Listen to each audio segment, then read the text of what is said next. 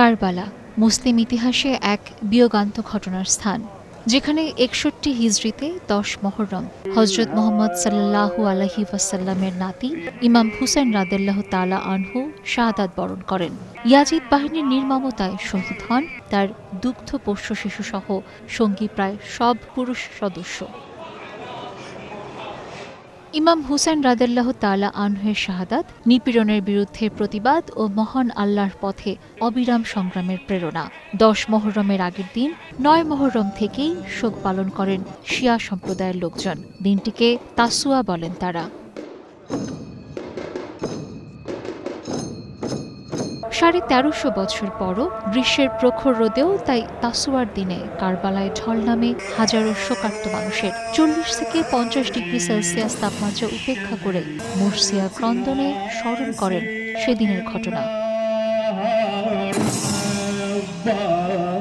কারবালা থেকে ১১৩ কিলোমিটার দূরের রাজধানী বাগদাদে শোকের আবহ নামে মুহররম মাসের শুরু থেকেই দলে দলে মানুষ যোগ দেন শোক মিছিলে। অংশগ্রহণকারীরা শোক গাঁথা এবং বিলাপের মাধ্যমে শহীদদের স্মরণ করেন।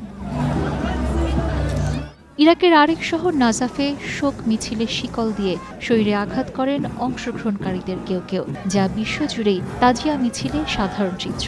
স্থানীয়দের মতে এই আচারের উৎপত্তি নাজাফ নগরীতে। শিয়া মুসলিম সংখ্যাগরিষ্ঠ দেশ ইরান।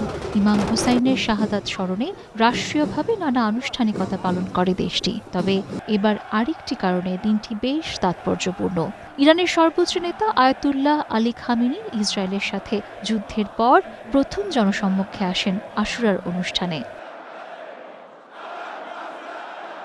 আগের দিন তাসুয়াতেও ছিল ইসরায়েলের সাথে ১২ দিনের যুদ্ধের প্রভাব। তেহরানে বিশাল সমাবেশে খামেনির প্রতি সমর্থন জানান জনতা।